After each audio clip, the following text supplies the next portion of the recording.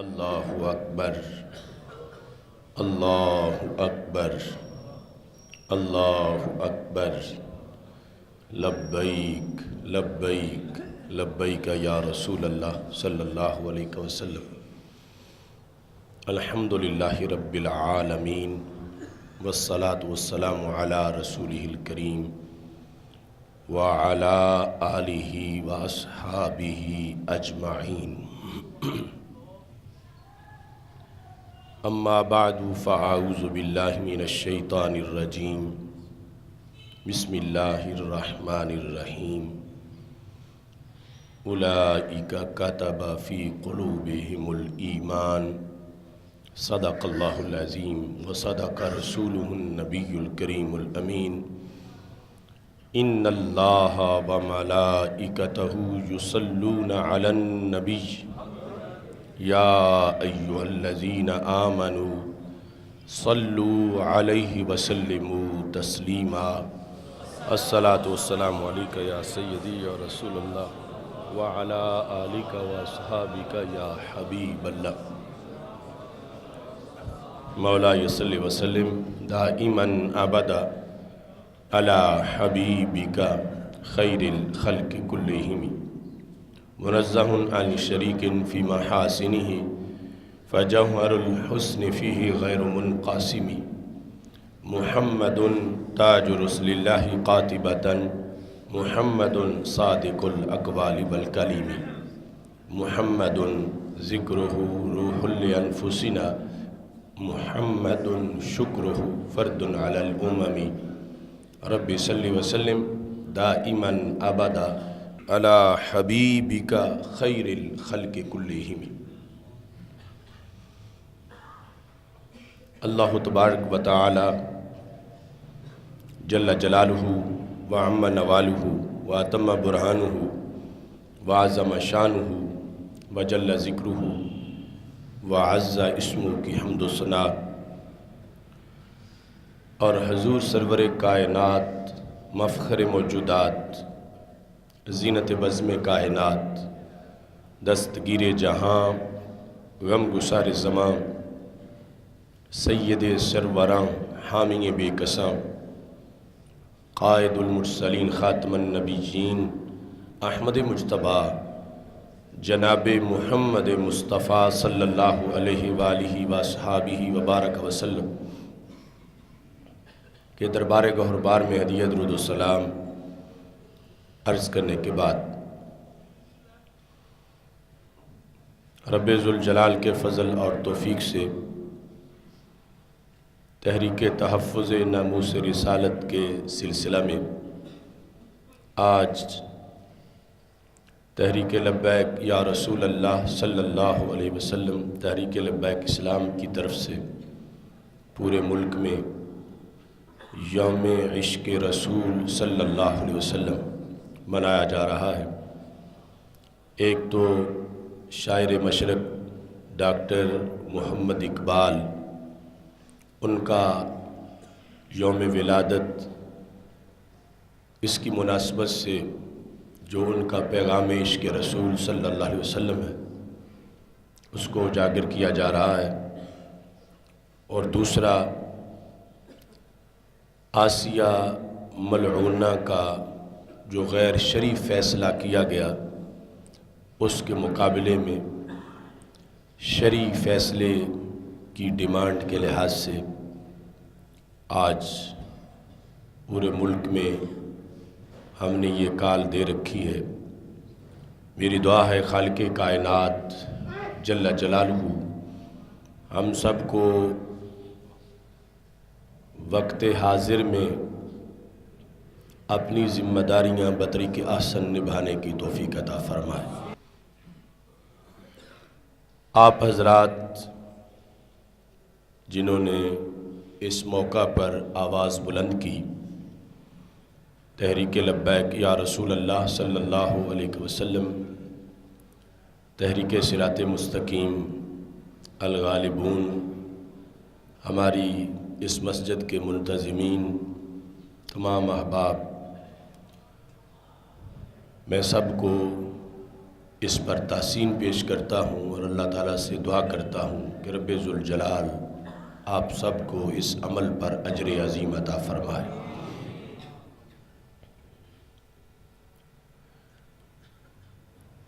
Asiya ملعونہ case کے اندر احتجاج کے ساتھ ساتھ ہم نے دلائل سے اسے رد کیا اور 4 گھنٹے دلائل دیے 3 نشستوں میں۔ گزشتہ جمعہ کو جمعۃ المبارک سے پہلے،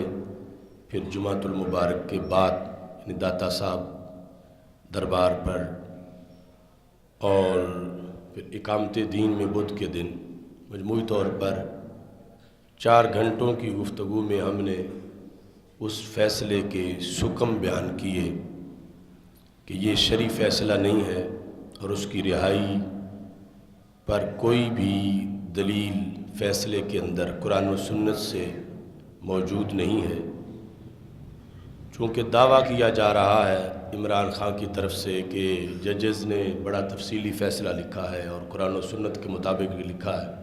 اس لیے ہم نے اس کا جائزہ لیا۔ اس میں آیات ضرور لکھی ہیں، احادیث بھی لکھی ہیں، ان کے ترجمے، اگرچہ ان تراجم میں بھی غلطیاں ہیں، لیکن وہ 18 صفحات جو ہیں ان آیات اور احادیث کا نفس فیصلہ سے کوئی تعلق نہیں ہے۔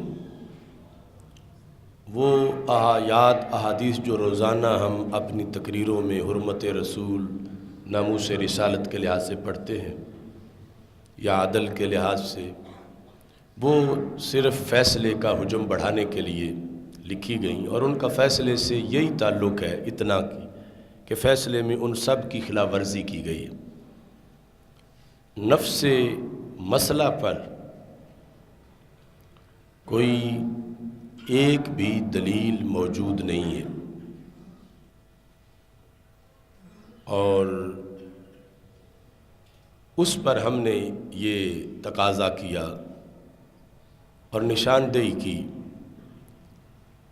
کہ جس میں ٹرائل کورٹ اور ہائی کورٹ نے جو دلیلیں سامنے رکھ کر اسے سزائے موت سنائی تھی، سپریم کورٹ نے وہ دلیلیں رد کیں۔ ان دلیلوں میں ایک دلیل ٹرائل کورٹ میں انہوں نے یہ سامنے رکھی کہ اس نے اقرار خود کیا تھا ایک جرگہ کے اندر، اور پھر اس پر گواہ بھی موجود ہیں اس اقرار پر، اور اس کے بعد خود وقوع کی گواہ بھی ہیں، اور پھر جب کورٹ کے اندر اس پر واضح کیا گیا کہ تم نے توہین رسالت کا جرم کیا ہے، تو اس نے آگے سے انکار نہیں کیا، اور اس کے وکلاء نے بھی اس کا کوئی اس سلسلہ میں دفاع نہیں کیا۔ تو اس کے نتیجے میں دیگر دلائل کے ہمراہ انہوں نے یہ فیصلہ کیا اس کی سزائے موت کا۔ اب یہ بات سارے لوگوں تک پہنچانا ضروری ہے کہ عدالت کے سوا جو اقرار ہے اس کو سپریم کورٹ نے مسترد کر دیا، بلکہ اس کو ایک گواہی کے برابر بھی نہیں رکھا، ضعیف شہادت اسے شمار کیا، اور دعویٰ یہ ہے کہ فیصلہ قرآن و سنت کے مطابق ہے۔ یہاں ضرورت ہے کہ قرآن و سنت سے دلیل پیش کی جائے کہ عدالت کے علاوہ اگر عاقل بالغ مسلمانوں کے سامنے کوئی اقرار کسی کام کا کرتا ہے تو وہ اقرار بنتا ہے یا نہیں بنتا۔ تو ہمارے پاس دلائل ہیں کہ وہ اقرار بنتا ہے۔ انہوں نے اس اقرار کو مسترد کیا ہے تو کس دلیل کی بنیاد پہ مسترد کیا؟ وہ دلیل فیصلے میں نہیں لکھی ہوئی، اور نہ ہی وہ کوئی دلیل ہے، نہ قرآن سے، نہ سنت سے، نہ خلفائے راشدین کے فیصلوں سے، نہ صحابہ رضی اللہ تعالیٰ عنہ باقی جو ہے ان کے فیصلوں سے، نہ ائمہ اربعہ سے، نہ ائمہ مجتہدین سے، کوئی بھی دلیل اس کی نہیں۔ دوسرا، جو اس نے وہاں خاموشی اختیار کی جب اس پر الزام لگایا گیا کہ تجھ پہ الزام ہے کہ تم نے توہین رسالت کی ہے، اسے پتہ تھا کہ اس کی سزا موت ہے، تو اگر الزام غلط تھا تو فوراً وہ انکار کر دیتی، لیکن اس نے انکار نہیں کیا۔ تو شریعت میں ایسی خاموشی بھی اقرار ہے۔ ہمارے پاس اس کے دلائل ہیں۔ سپریم کورٹ نے اسے اقرار نہیں مانا، ٹرائل کورٹ نے اقرار مانا، ہائی کورٹ نے اقرار مانا، سپریم کورٹ نے اس اقرار کو کنڈیم کرتے ہوئے اسے رہا کیا۔ یہاں ہے ضرورت کہ دلیل دیں کہ یہ اقرار انہوں نے کیوں نہیں مانا، کہ خاموشی بھی اقرار ہے معرض الزام میں۔ ہمارے پاس اس کے دلائل ہیں، لیکن جنہوں نے اس کو رد کیا انہوں نے کسی دلیل کا ذکر نہیں کیا۔ تو یہاں دلیل دے اور قوم کو مطمئن کریں، چونکہ بات چھوٹی سی نہیں، بات بہت بڑی ہے۔ پھر جو انہوں نے گواہوں پر جرح کی ہوئی ہے اور اپنی طرف سے وہ اس کو اپنے بڑے دلائل سمجھتے ہیں، اور وہی ٹی وی والے اچھال رہے ہیں کہ ایک وہ جو عوامی جرگہ تھا، ایک گواہ کہتا ہے 500 بندہ تھا، دوسرا کہتا ہے 600 تھا، تیسرا کہتا ہے 300 تھا، پھر کوئی کہتا ہے کہ مکان 5 مرلے کا تھا، کوئی کہتا ہے 10 مرلے کا تھا۔ تو ان چیزوں کو اکٹھا کر کے لہٰذا گواہی نہیں سچیں، لہٰذا اس نے اقرار ہی نہیں کیا، اس طرح کی باتیں جو کی گئی ہیں۔ تو شبہ جو ہوتا ہے وہ 2 طرح کا ہے، ایک وہ شبہ ہے جو مبنی بر دلیل ہے، دوسرا وہ شبہ ہے جو مبنی بر دلیل نہیں ہے۔ تو ہر شبہ جو ہے اس کی بنیاد پر کیس کمزور نہیں ہوتا۔ اب مثال کے طور پر اب اس میں کوئی شک نہیں کہ میں مسجد رضا مجتبیٰ میں جمعے پر تقریر کر رہا ہوں، کل اگر اسی پر گواہی دینی پڑتی ہے کسی کو، تو اس کے باوجود کہ میں موجود ہوں، اس کے باوجود کہ تم بھی مجھے دیکھ رہے ہو، تو یہ سارے سوالات تو وہاں ہو سکتے ہیں، چونکہ اب کئی بندے تو پرانے نمازی ہیں، کئی نئے آئے ہوئے ہیں، گواہ تو وہ بھی بن سکتے ہیں۔ اب تم تو آئے ہو نماز پڑھنے، یہ نہیں کہ کل تم اس وقت یہ ذہن میں رکھو کہ کل یہ سارے ہم سے سوال ہونے تو ہم اچھی طرح دیکھ لیں، لیکن اگر کل سوال ہوتے ہیں تو دعویٰ کوئی کر رہا ہے میرے بارے میں کہ یہ مسجد میں آئے تھے، انہوں نے تقریر کی تھی، دوسرا کہتا ہے نہیں بالکل آئے نہیں، یہ اس دن لاہور ہی رہے ہیں، یہ پہنچے ہی نہیں، گواہ کہتا ہے نہیں آئے تھے۔ اب ان پر یہ جرح کی جاتی ہے، گواہ سے پوچھتے کتنے بندے تھے؟ اب تم میں سے کسی نے بندے گنے ہوئے ہیں یہ جو؟ تو کل جب پوچھیں گے تو ایک کہے گا 500 تھا، دوسرا کہے گا 700 تھا، تیسرا کہے گا 1000 تھا، تو بتاؤ تعارض ہوگا یا نہیں ہوگا؟ بات جدا جدا ہوگی۔ پھر ٹائم کیا تھا؟ اب ہر ایک نے فکس ٹائم بھی کوئی نہیں دیکھا ہوا کہ تقریر شروع کب ہوئی تھی، تو کوئی کہے گا 1:15 شروع ہو گئی تھی، کوئی کہے گا 1:30 بجے شروع ہوئی تھی، بند کب ہوئی تھی، اب اس میں بھی تعارض آ جائے گا۔ پھر انہوں نے کپڑے کون سے پہنے ہوئے تھے، پھر یہ کہ ان کے دائیں کون بیٹھا تھا، ان کے بائیں کون بیٹھا تھا، اب یہ کون سارے سوالوں کے ایک جیسے جواب دے؟ ظاہر ہے کہ اس طرح کے جو سوالات کر کے گواہوں کے اندر شک پیدا کرنے کی کوشش کی گئی ہے، یہ کہتا ہے نا من حرامی تی حجتاں ڈھیر، یعنی اس کا تعلق سارا اس کے ساتھ ہے۔ دوسرا میں نے یہ بھی رد پیش کیا کہ ان ساری باتوں کا تعلق اس سے ہے، اس تضاد کا کہ گئی تھی اس عوامی جرگے میں یا نہیں گئی تھی، تو یہ تو وہ انکار ہی نہیں کر رہی، لہذا اس شک کا فائدہ تو پہنچ نہیں سکتا جب وہ کہتی ہے میں گئی تھی، اور فیصلے میں اس کا ایک بھی بیان نہیں ہے کہ اس نے کہا میں عوامی جرگے میں گئی نہیں ہوں۔ تو یہ جو تعارض گواہوں کا ججوں نے اتنا بڑا پہاڑ بنایا ہوا ہے، اس کا تعلق تو اس کی وہاں جانے سے ہے، اور اس میں جھگڑے ہی کوئی نہیں، وہ منکر ہی نہیں کہ میں نہیں گئی، اور اگلا بیان جو ہے اس میں گواہوں کا تضاد ہی کوئی نہیں، گواہ جو ہیں اس بیان کو ایک سب کا بیان ہے، کس نے توہین کی ہے۔ اور پھر یہ بھی میں نے رد کیا کہ خود فیصلے میں لکھا ہوا ہے کہ اس نے اقرار کیا، مگر اقرار پریشر کی وجہ سے کیا۔ اب تو ساری بات ہی ختم ہو گئی پچھلی کہ وہ گواہوں کا تعارض اور پھر اس کے بعد کے معاملات، جب عدالت فیصلے میں لکھ رہی ہے کہ وہ گئی ہے مجمع میں، اس نے اقرار بھی کیا ہے، اقرار تک عدالت مان گئی ہے، اور آگے یہ ہے کہ اس نے پریشر میں اقرار کیا ہے، اس پر آ کر پہلا تو سارا معاملہ کلیئر ہو گیا، وہ گواہوں کی ساری بیان کرنا اور اس طرح کی صورتحال، تو پریشر میں اس کا فیصلے کے اندر جو اس کا بیان لکھا ہوا ہے، اس بیان میں اس کی کا کوئی ذکر نہیں ہے کہ مجھے ڈرایا گیا تھا، مجھے جان کی دھمکی دی گئی تھی، اس سے وہ چپ ہے۔ جب اصل ملزمہ چپ ہے، جس کا مسئلہ ہے مجرمہ، تو عدالت کو کس نے بتا دیا ہے؟ نہ عدالت کے پاس اس چیز کے گواہ ہیں، نہ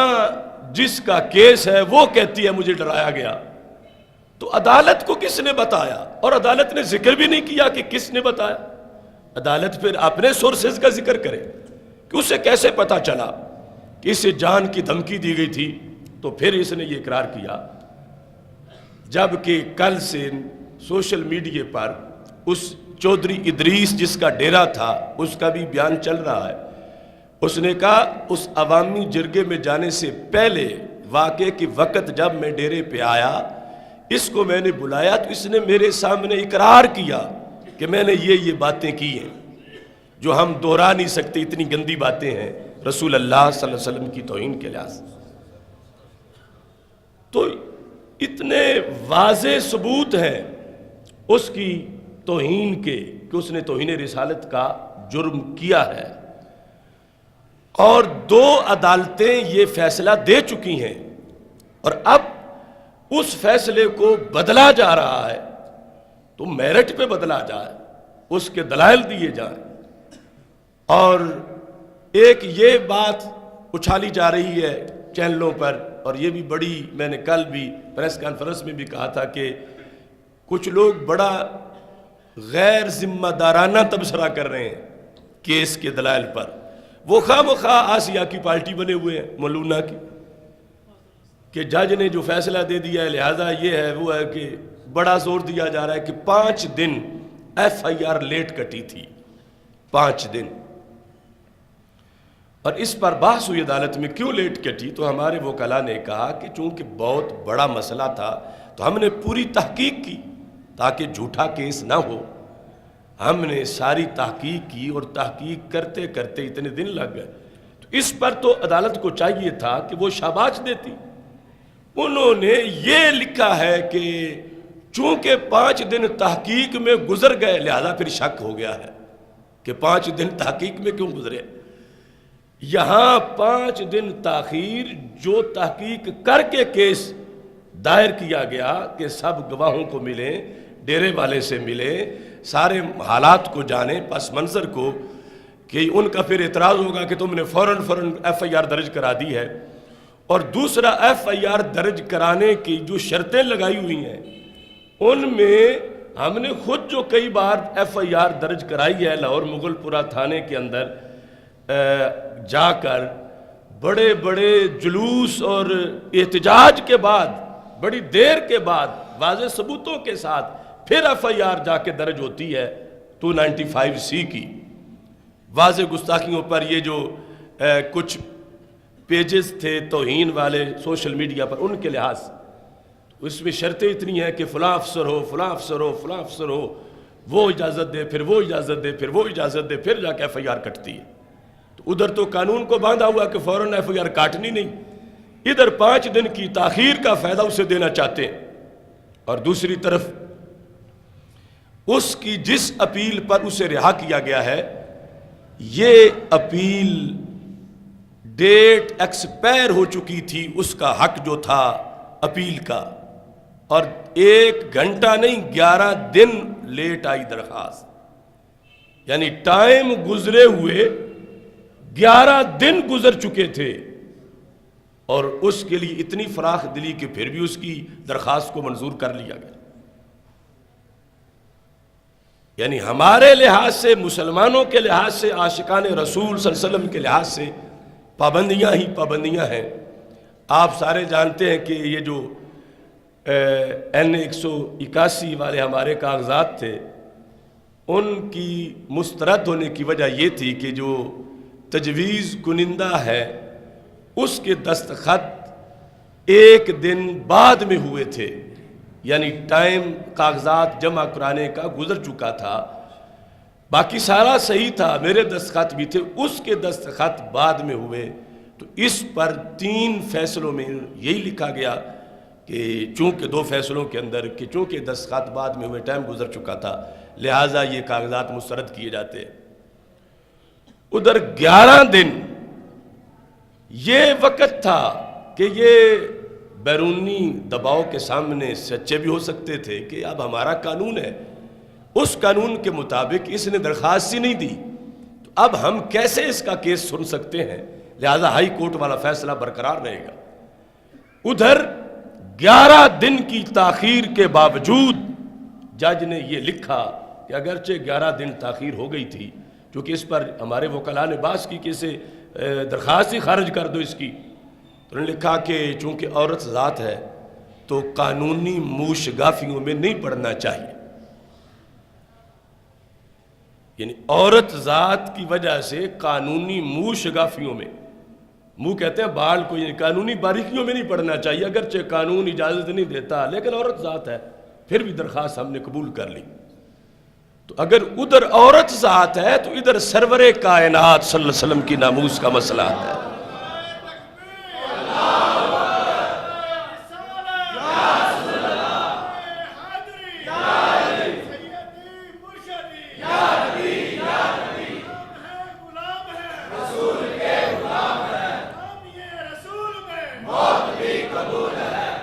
یعنی یہ کیس سارا اس میں اول سے آخر تک ججز نے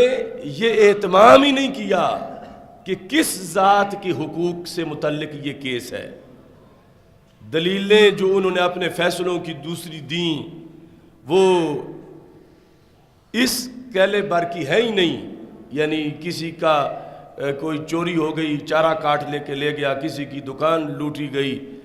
اب یہ کیس اور ادھر ناموس رسالت کا کیس، سارے انسانوں کے مل کر بھی وہ حقوق نہیں جو سرور کائنات صلی اللہ علیہ وسلم کے حقوق ہیں۔ تو ادھر عورت ذات کے حقوق کی خیال ہے تو سرکار کے حقوق جو امت پر ہے کہ ملک اسلام کا ہو، مسلمانوں کا دیس ہو، اور توہین کی جائے اور اس کو یوں چھوڑ دیا جائے کہ عورت ذات ہے لہذا اس کو چھوٹ دے دی جائے۔ تو حضرت صدیق اکبر رضی اللہ تعالیٰ عنہ کا فتویٰ ہے، یہ تاریخ الخلفاء میں باب الفتوح میں آپ نے فرمایا جو انبیاء علیہ السلام کی عزت کے کیس ہوتے ہیں یہ عام کیسوں جیسے نہیں ہوتے، ان حد الانبیاء لیس یشبہ الحدود، یہ بالکل ڈیفرنٹ ہوتے ہیں، ان میں بڑی احتیاط کرنی ہوتی ہے سارے معاملات کے لحاظ سے۔ تو یہ سارے کا سارا کیس دلیل سے خالی ہے، نفس مسئلہ پر ایک بھی دلیل موجود نہیں ہے، اور اتنی بڑی دھاندلی کی جا رہی ہے۔ یہ کوئی لاوارث کیس تو نہیں، کروڑوں مسلمان اس کے وارث ہیں،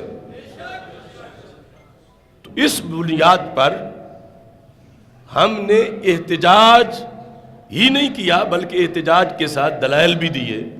اور انہوں نے کہا کہ نئے سرے سے اس کی سماعت ہو اور ہمیں موقع دیا جائے، ہم دلائل دیں گے، اگر جوابات نہ دے سکیں ججز تو فیصلہ واپس ہو اور اس کو سزا دی جائے۔ یعنی ہم نے پہلے دن سے دلیل کے ساتھ ان سے گفتگو کا مطالبہ کیا، اگرچہ وہ ابھی تک پورا نہیں ہوا لیکن دھرنے کے معاہدے میں وہ تسلیم کیا گیا، اور اب بھی جو کل ہماری پریس کانفرنس ہوئی اس میں بھی یعنی ہم نے تو یہ نہیں کہ حجرے میں بیٹھ کے جج پہ اعتراض کیا ہے اور اسے پتہ نہیں ہے، وہ جو 4 گھنٹے کی تقریر ہے اس میں پہلے 2 نشستیں تو ہزاروں لوگوں میں لائیو پچھلے جمعے داتا صاحب دربار کے سامنے وہ بیان ہوا، اور لاکھوں لوگوں تک مختلف پیجز سے بھی وہ پہنچا، اور کل جو خلاصہ بیان کیا ہے اس پر میں میڈیا کی تحسین بھی کرتا ہوں کہ وہ بعض نے کچھ چلایا، آدھا چلایا، سارا چلایا، لیکن اکثر چینلوں نے ہمارے جو اعتراضات ہیں فیصلے پر اور ساری گفتگو وہ سنائی ہے۔ اور پچھلے جمعے میں نے یہ کہا تھا کہ ہمیں انتظار ہے کہ ہمارے ان دلائل کو رد کیا جائے، جواب دیا جائے ان کا، اور آمنے سامنے اگر نہیں بیٹھنا چاہتے تو اپنے گھر میں بیٹھ کے جواب دے کے وہ ٹی وی پہ دے دیں، نیٹ پہ چڑھا دیں، تاکہ ہم سن کے پھر اس کا جائزہ لیں۔ مسئلہ ہے رسول اللہ صلی اللہ علیہ وسلم کی ذات گرامی کا، تو اس پہ یوں نہیں ہم ہونے دیں گے کہ آنکھوں میں دھول جھونک کے اس کو نکال دیا جائے ملک سے، بلکہ میرٹ پر دلیل کی روشنی میں فیصلہ کیا جائے۔ یہ ہم سے دھرنے میں بھی حکومت نے جو رابطہ کیا اور مذاکرات کیے، اور حساس اداروں کے لوگوں نے بھی، ہم نے سب پر اس کو واضح کیا کہ ہماری جد و جہد پرامن ہے اور دلیل کے ساتھ پرعزم ہے، اور اس میں یعنی وہ لوگ جنہوں نے بسیں جلائیں، توڑ پھوڑ کی، انہوں نے اہل سنت کی تاریخ پر داغ لگانے کی کوشش کی، انہوں نے ناموس رسالت کے کیس کو کمزور کرنے کی کوشش کی۔ میں نے کہا وہ لازم ہے اداروں پر تحقیق کریں وہ کون سے لوگ تھے، ان کا تحریک لبیک یا رسول اللہ صلی اللہ علیہ وسلم سے کوئی تعلق نہیں، شناخت کی جائے ان کی۔ ہمارا اتنا بڑا کاز، لاکھوں لوگ باہر نکلے ہیں احتجاج کے لیے، اور ان کی اس شرپسندی کی وجہ سے اب وہ لوگ جن کے منہ پہلے بند تھے ان کے کھل گئے کہ دیکھو یہ ہے عشق رسول صلی اللہ علیہ وسلم، یہ ہے دین، اور 295 سیٹ تک لوگوں نے جو کمینے لبرل ٹولہ ہے انہوں نے حملے کرنے شروع کر دیے۔ تو اس واسطے یعنی ایسے لوگوں نے جو اہل سنت کی تاریخ ہے اور جو پوری ہماری تحریک ناموس رسالت ہے، یعنی 25 سال ہو گئے بندہ ناچیز کو یہ تحریک چلائے ہوئے، 25 سال سے مسلسل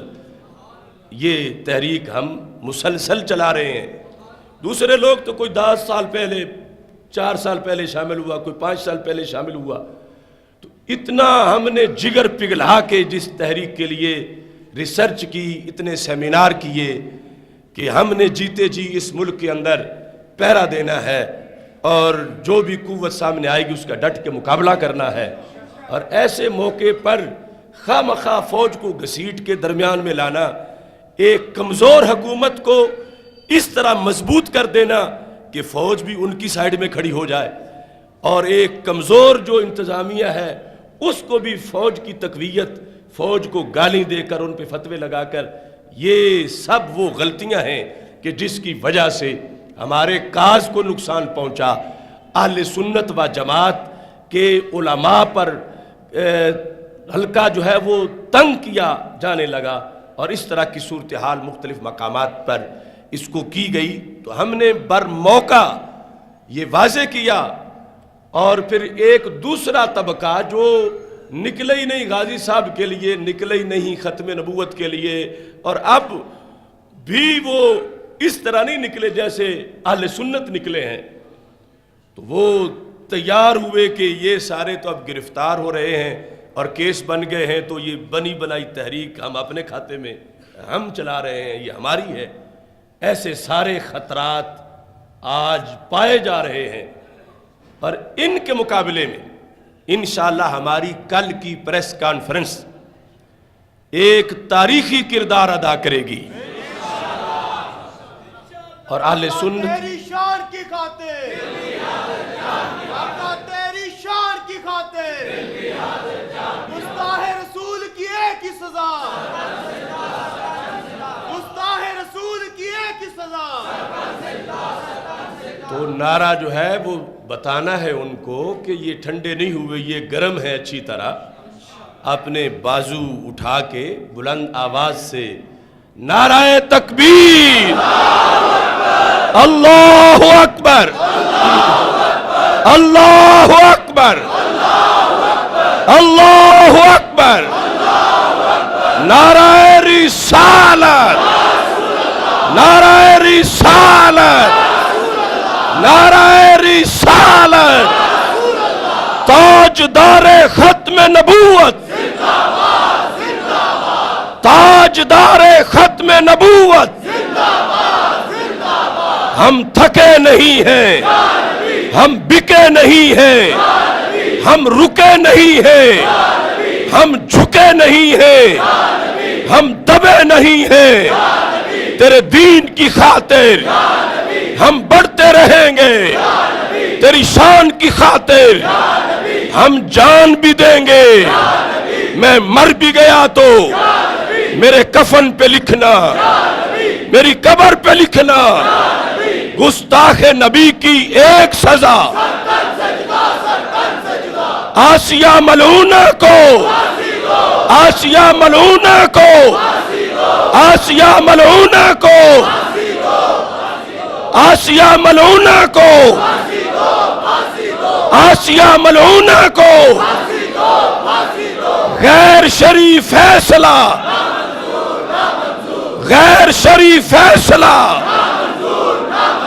غیر شرعی فیصلہ، گستاخ کا جو یار ہے، گستاخ کا جو یار ہے، گستاخ کا جو یار ہے۔ اب دیکھو آج کے اخبارات میں چھپا ہوا ہے کہ یورپی یونین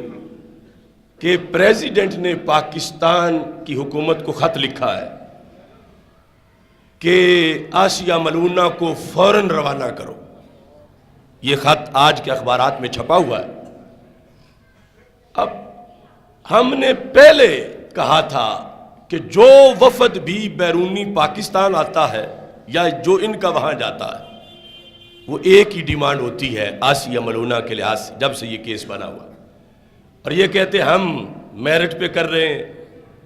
اب ان کا آج کا بیان جو انہوں نے خط بھیجا ہے، اس میں بھی واضح پاکستان کے معاملات میں مداخلت ہے، ہمارے مذہب میں مداخلت ہے، اور یہ اس بات کی دلیل ہے جو پنجابی میں کہتے ہیں نا کتی چورا نال ملی ہوئی ہے، یہ اس کی دلیل ہے۔ تو اس بنیاد پر ہم تو اس دین متین کے جو فیصلے ہیں، یہ 2-4 صدیوں پہلے کی بات نہیں ہے جو اس میں فیصلہ میں اب آپ کو سنانے لگا۔ مختصر و اختلاف العلماء، یہ مختصر ہے، ابھی 3ری جلد ہے اس کی۔ امام طحاوی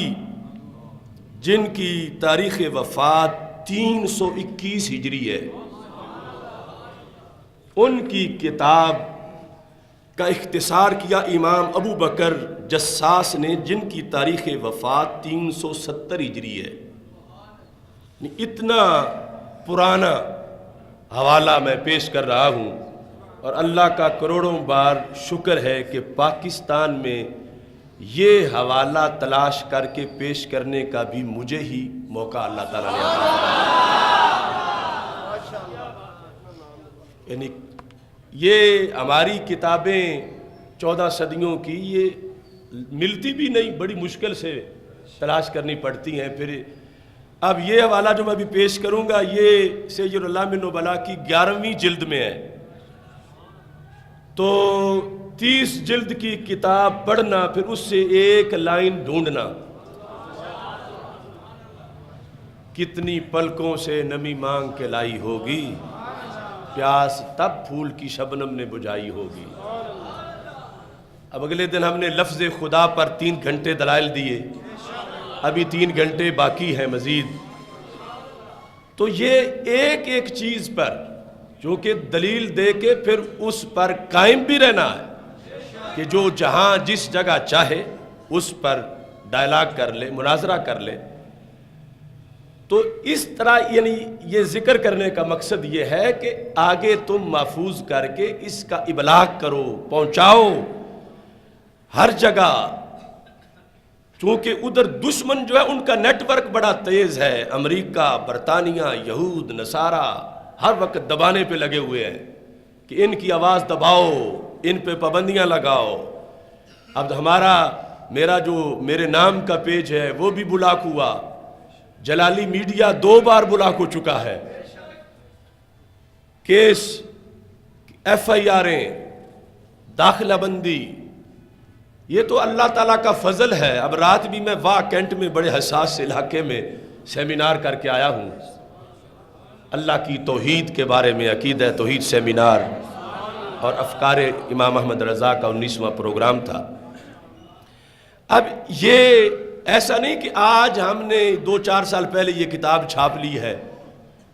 اتنی صدیاں پہلے سے یہ دین کے امام یہ فیصلے لکھ چکے ہیں۔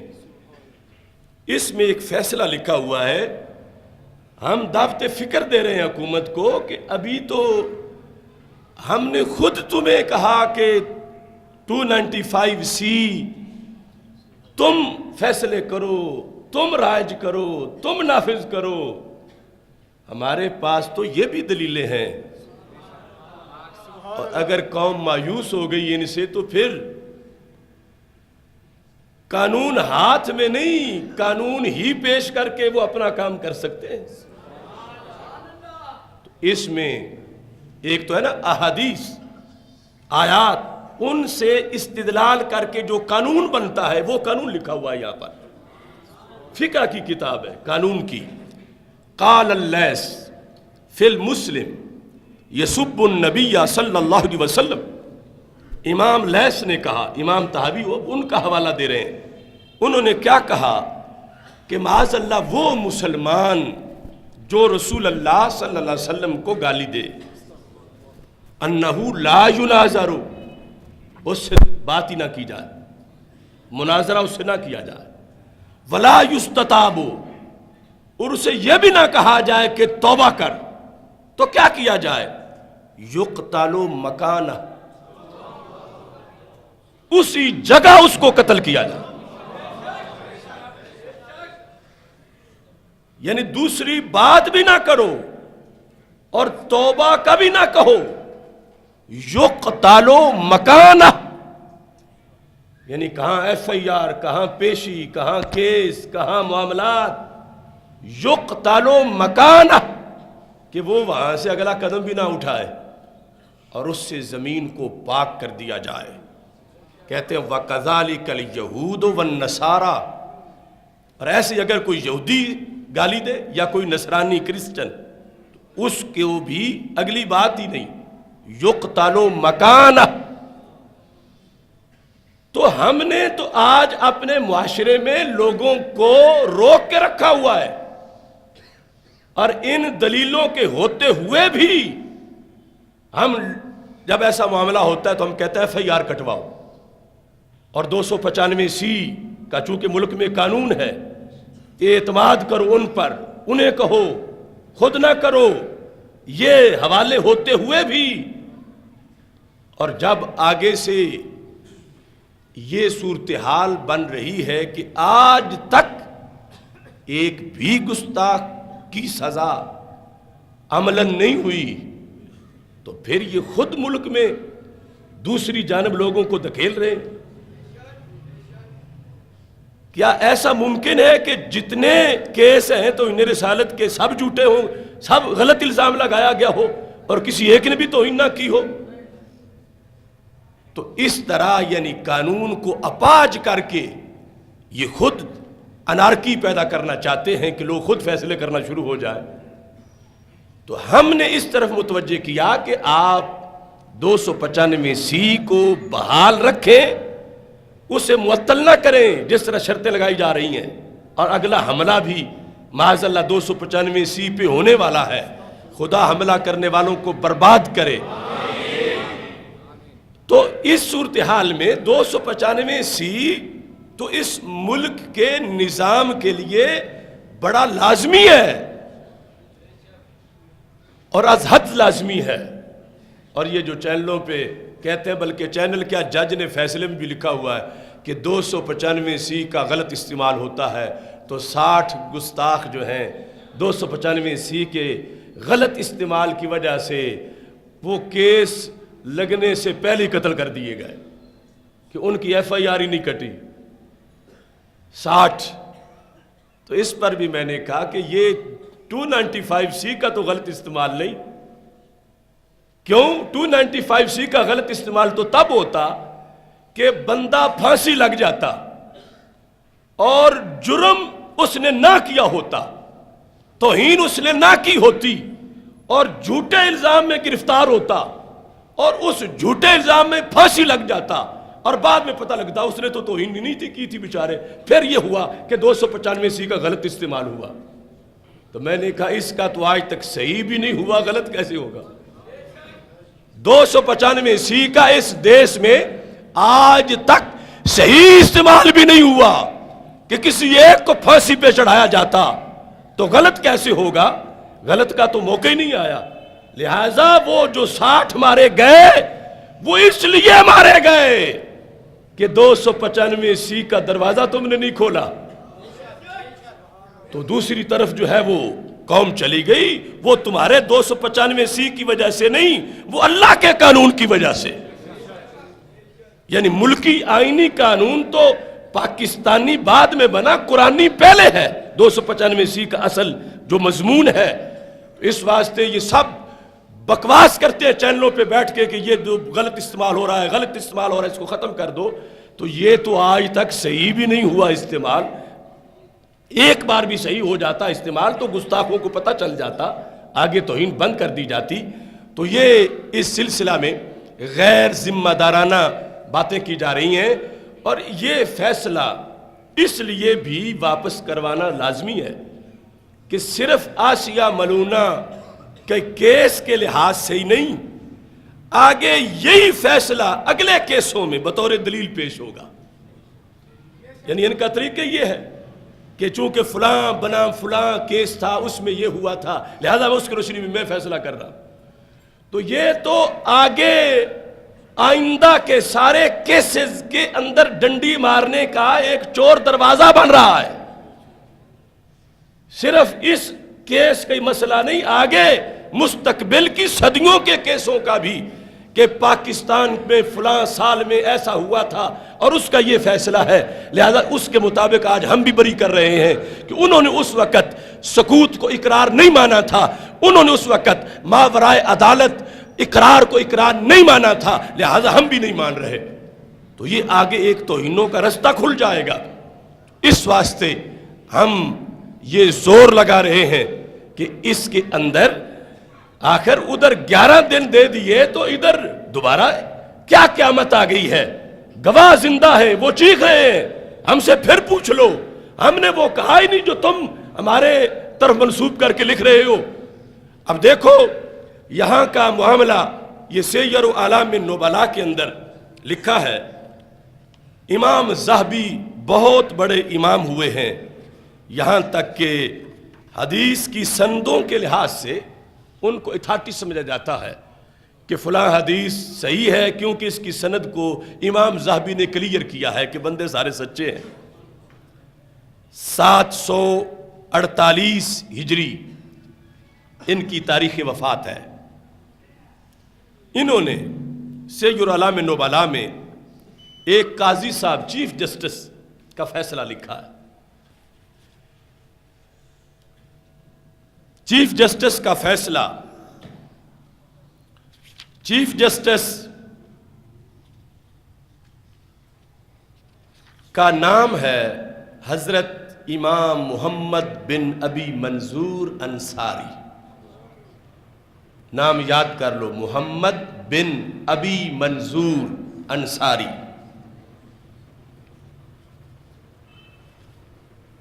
یہ قیروان کے اندر چیف جسٹس تھے اور بہت بڑے محدث تھے۔ انہیں حکومت نے جب چیف جسٹس بنانا چاہا تو انہوں نے انکار کیا۔ انہوں نے زیادہ اصرار کیا کہ تم اس وقت کے سب سے بڑے عالم ہو، تو حکومت کے لیے اعزاز ہے کہ آپ چیف جسٹس بنے۔ تو آپ نے 2 شرطیں لگائیں، بشرط اللہ آخذ رزقا ولا ارکب الدابہ۔ آپ نے کہا کہ جو قاضیوں کو تنخواہ دی جاتی ہے میں وہ تنخواہ نہیں لوں گا حکومت سے، اور جو سواری چیف جسٹس کو پیش کی جاتی ہے میں وہ بھی نہیں لوں گا۔ یعنی تنخواہ اور پروٹوکول سے انکار کی شرط پر آپ چیف جسٹس بن گئے۔ آپ کے پاس ایک کیس آیا، فَأُحْضِرَ إِلَيْهِ يَهُودِيٌّ قَدْ سَبَّ النَّبِيَّ صلی اللہ علیہ وسلم۔ آپ کے پاس ایک یہودی کو پیش کیا گیا کہ جس نے نبی اکرم صلی اللہ علیہ وسلم کو معاذ اللہ گالی دی تھی۔ اب آج کے چیف جسٹس کو ہمیں اس چیف جسٹس کا کردار دکھانا چاہتے ہیں۔ جس وقت وہ پیش کیا گیا آگے کاروائی کو ہوئی نہیں، اتنے انہیں پتا تھا، حالانکہ عدالت کے اندر جج خود گواہی بھی نہیں دے سکتا، اس نے خود دیکھا ہو تو چونکہ وہ جج ہے وہ خود گواہی نہیں دے سکتا، گواہ اور بنیں گے۔ تو یہاں اپنے علم کی روشنی میں کہ اس نے توہین کی ہوئی ہے، صرف انہوں نے فیصلہ ہی نہیں کیا بلکہ اسی کمرے میں نافذ بھی کر دیا۔ کیوں نافذ کیا اور کیسے نافذ کیا؟ نافذ اس لیے کیا، لکھا ہے کہ انہیں یہ اطلاعات تھیں کہ حکومت کی نیت خراب ہے، کہ میں جب فیصلہ لکھوں گا کہ یہ واجب القتل ہے تو حکومت اسے بھگا دے گی، حکومت اسے سزا نہیں دے گی، حکومت غیروں سے ملی ہوئی ہے۔ تو چیف جسٹس نے کیا کیا؟ فَبَطَحَهُ، وہ جب عدالت کے کمرے میں داخل ہوا چیف جسٹس کرسی سے اٹھا اور اس یہودی کو دھکا دے کے منہ کے بل گرایا۔ منہ کے بل گرانے کے بعد یہاں لکھا ہے وَضَرَبَهُ إِلَىٰ أَن مَاتَ تَحْتَ الدَّرْبِ، اس کو اتنے ٹھڈے اور مکے مارے کہ انہی سے اس کی جان نکل گئی۔ اے چیف جسٹس، ہمارے تو ایسے بھی چیف جسٹس ہوئے ہیں کہ صرف یہ تھا کہ میں، اگرچہ میری ڈیوٹی فیصلہ کرنے کی ہے مگر میرا ایمان مجھے کہتا ہے کہ چونکہ اس نے چھوٹ جانا، یقین نہیں تھا کہ چھوٹ جائے گا، صرف شک تھا، خدشہ تھا کہ سزا نافذ نہیں ہوگی، خدشہ تھا، تو وہ خود ہی، حالانکہ آلہ قتل بھی پاس موجود نہیں تھا، مگر مکوں سے ہی، ٹھڈوں سے ہی اس کو مارا۔ اور بعد میں کسی نے کہا کہ حضرت آپ اتنے بڑے محدث، اور عمر کا بھی تقاضا تھا اور منصب عدالت اور چیف جسٹس، تو یہ کام تو آپ نے جوانوں والا کیا اور اتنے جذباتی۔ آج چیف جسٹس جو ہے اس نے تو فریقین کو ایک نگاہ سے دیکھنا ہوتا ہے. اگر ایک کی طرف دیکھ کے مسکرائے تو شریعت کہتی دوسری طرف دیکھ کے بھی مسکراؤ, تب عدل ہوگا.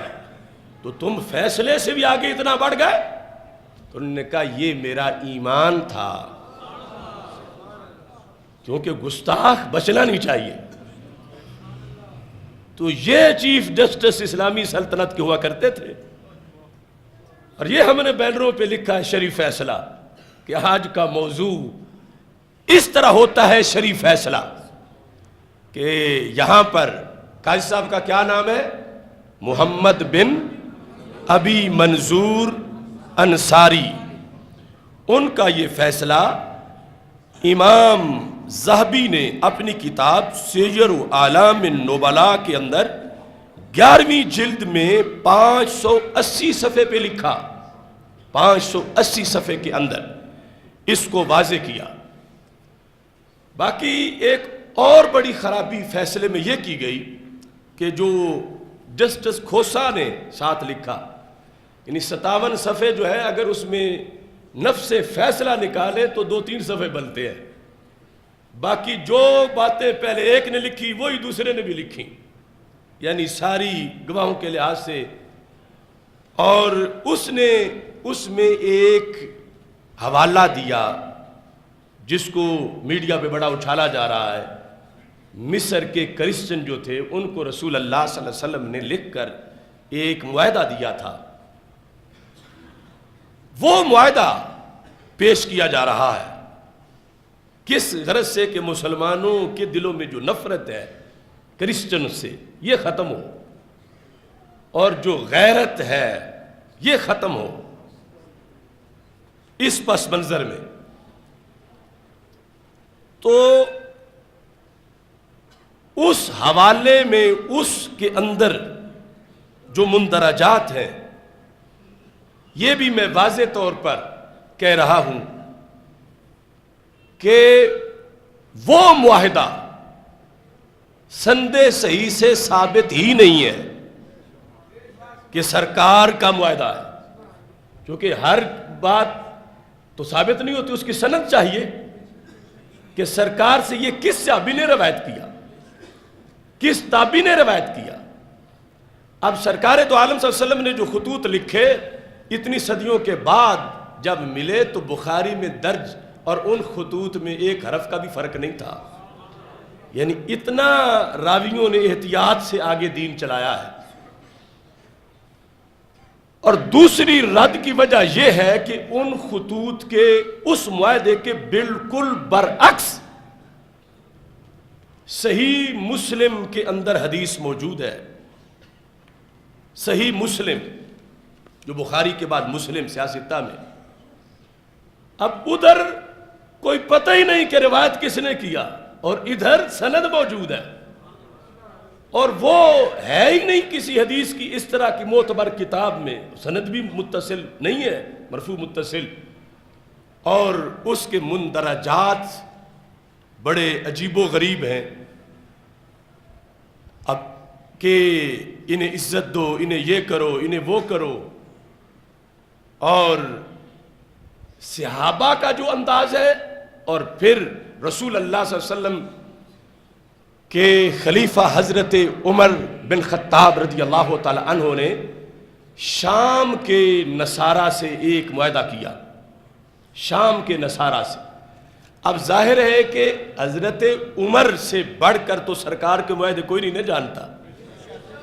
بالخصوص جب وہ سرکار کا نظام چلانے کے لحاظ سے ان کی ذمہ داری بھی تھی اور انہوں نے خود بھی معاہدے کرنے تھے. چلو ایک وہ صحابی جو اس نظام میں آئے نہیں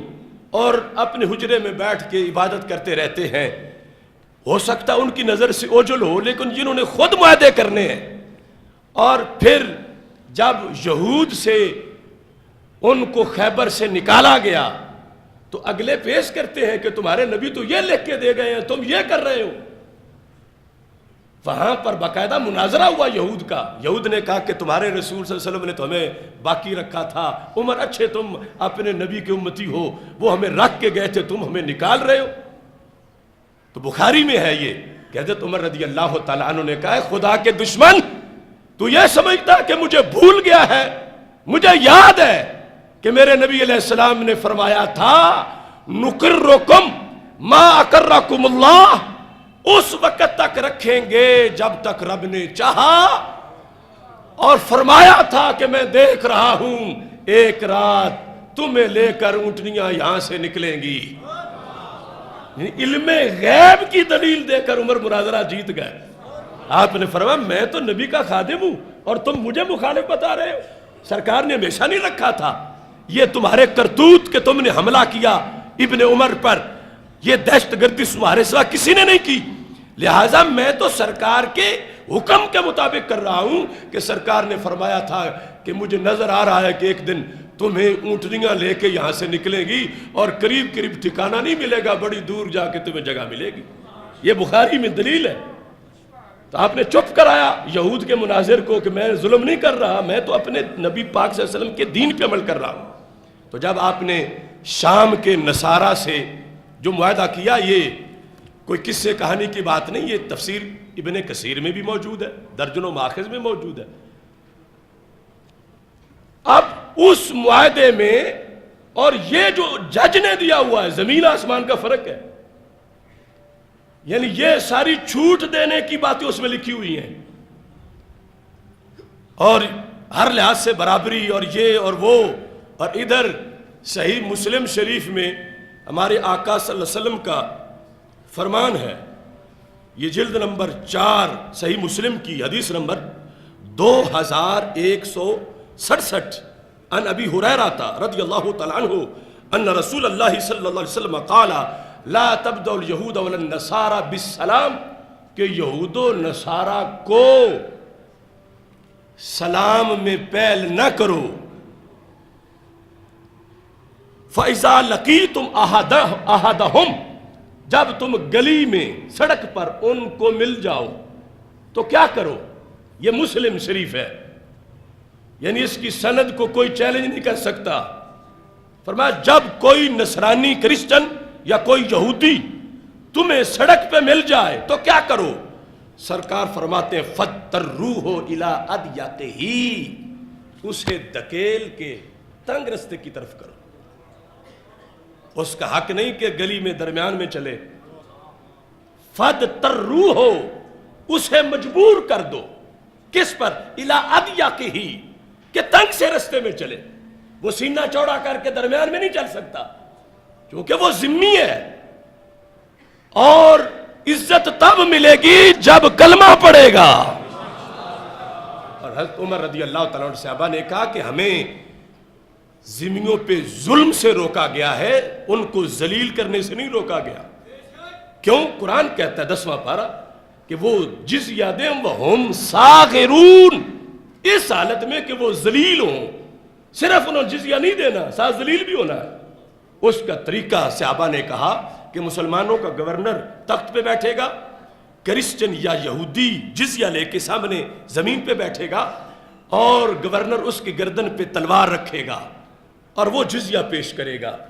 اسے ذلت محسوس ہو کہ جس جگہ ہوں عزت نہیں، عزت اسلام میں ہے۔ کہا کہ اگر کوئی ان کی عزت کرے گا تو ان کے کفر کو پکا کرنے میں حمایت کرے گا ان کی۔ یہ ہے ہمارا دین۔ اب سرکار ہے رحمت عالم اور رحمت ہے سارے جہانوں کی،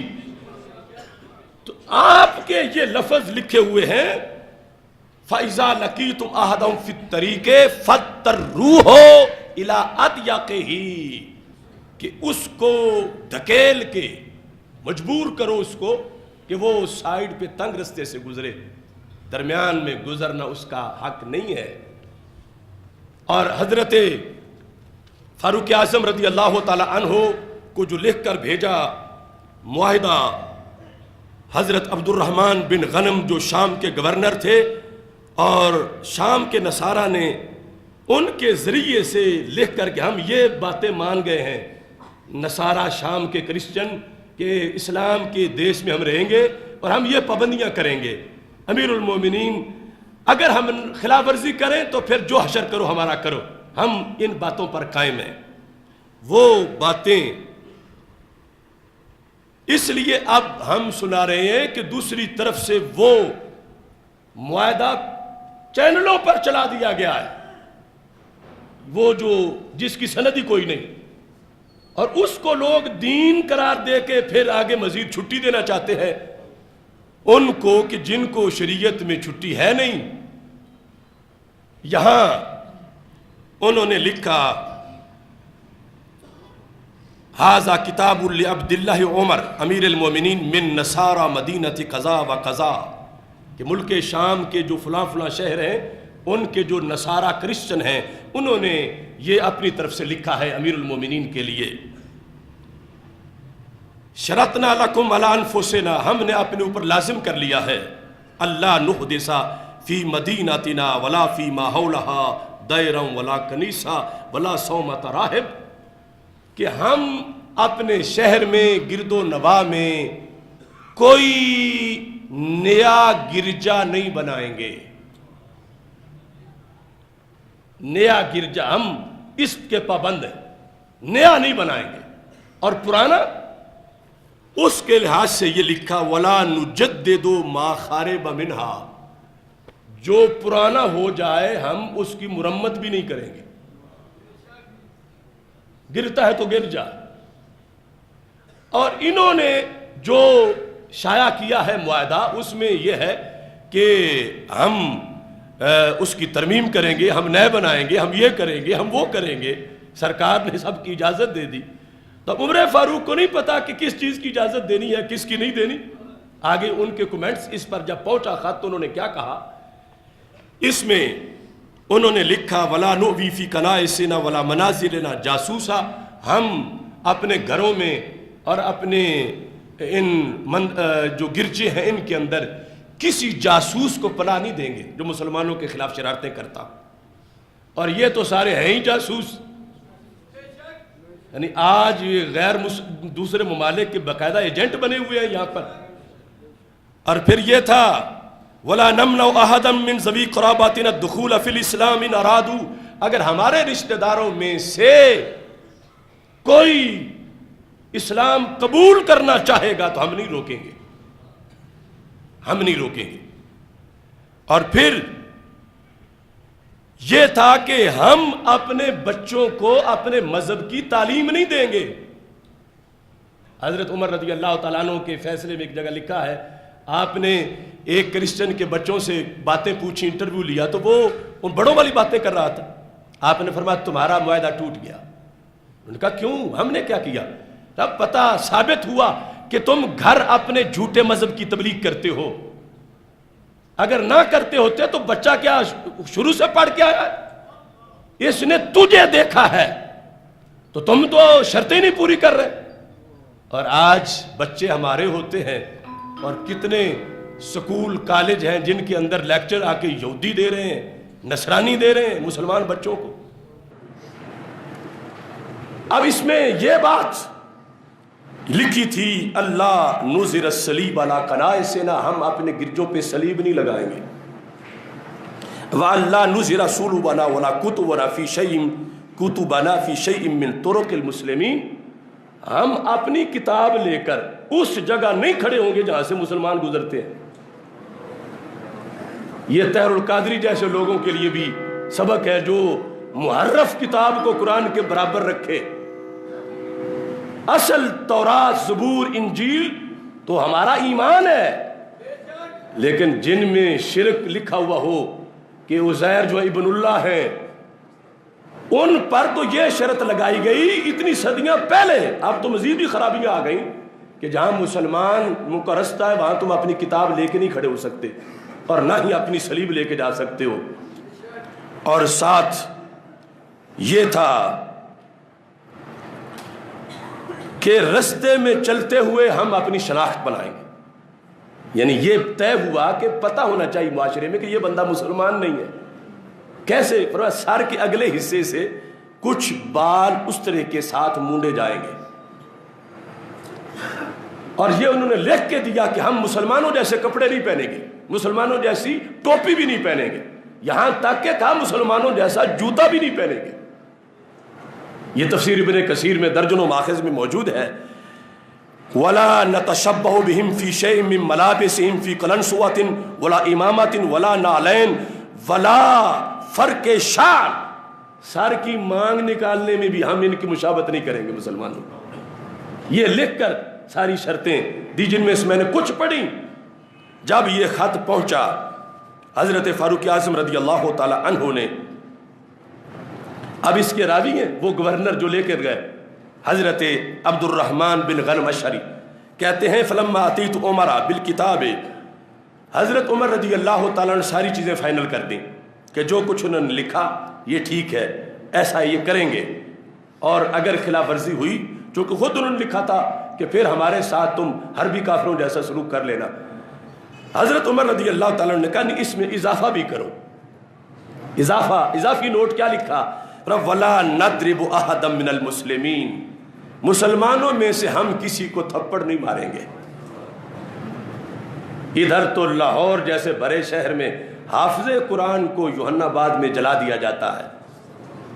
اور اس کا کیس بھی نہیں ہوتا. مسلمانوں کے ملک میں کرسچن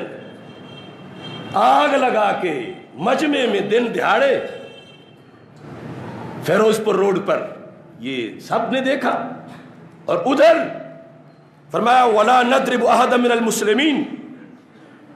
فَإِن نَحْنُ خَالَفْنَا فِي شَيْءٍ مِّمَّا شَرَطْنَاهُ لَكُمْ فَلَا ذِمَّةَ لَنَا،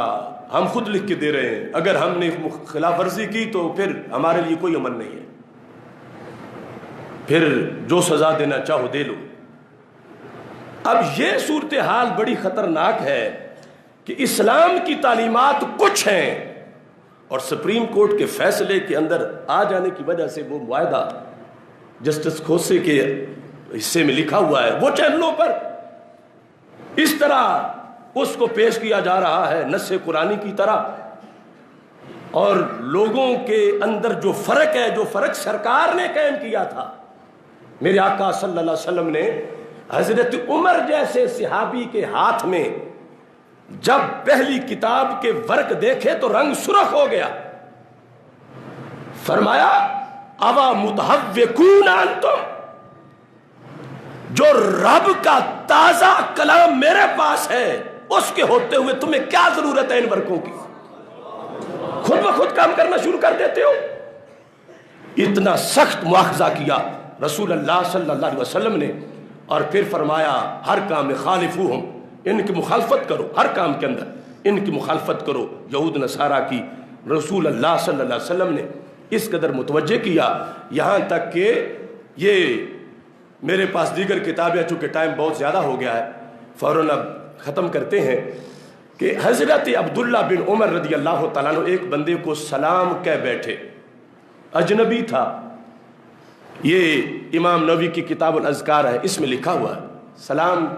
جب کہا وہ آگے نکل گیا. لوگوں نے کہا حضرت یہ تو نصرانی تھا. آپ اس کے پیچھے دوڑ پڑے، پیچھے دوڑے، اسے جا کے پکڑا، کہتے ہیں رد الیہ سلامی، میرا سلام واپس کر، جو میں نے تجھے سلام کہا وہ میرا سلام واپس کر. لوگوں نے کہا کہ سلام کوئی ایسی چیز نہیں جو شاپر میں ڈال کے واپس کر دیں، نہ واپس ہوتا ہے، کیا مطلب؟ آپ نے فرمایا میں نے اس لیے کہا کہ کوئی مسلمان دیکھ کے یہ نہ سمجھے کہ ان کو سلام کرنا جائز ہے، دین میں بگاڑ پیدا نہ ہو، لوگ محتاط ہو جائیں. میں نے تو بے خبری میں دیا، لیکن دیکھنے والوں کو کیا پتا، اس لیے میں نے کہا یہ سمجھیں، ان کے ذہن میں بھی ہو کہ ہمیں سلام تب ہونا ہے جب ہم نے کلمہ پڑھنا ہے. یہ دین آ رہا ہے اور آج اس کی خلاف ورزی ہو رہی ہے. ہمیں اس کی حفاظت کے لیے اپنا کردار ادا کرنا ہے. اور میں نے جو تقریریں کی تھی انتخابات میں، نواز شریف کے بارے میں تو ہمارا پورا سیزن گزرا ہے نا، 5 سال والا، پہلے بھی عمران خان کے بارے میں جو کچھ میں کہتا رہا ہوں، میری ساری تقریریں آج سن لو. آج جو حالات بنے ہیں، میں نے بار بار کہا تھا کہ یہ ان سے بھی آگے نکلے گا، اس کا گند نکلے گا، اس کو کسی مشن پر لایا جا رہا ہے. لیکن ہماری قوم بھولی ہے، سنتی نہیں، سمجھتی نہیں. اللہ تعالی ہمیں اس دین کی حفاظت کرنے کی توفیق عطا فرمائے.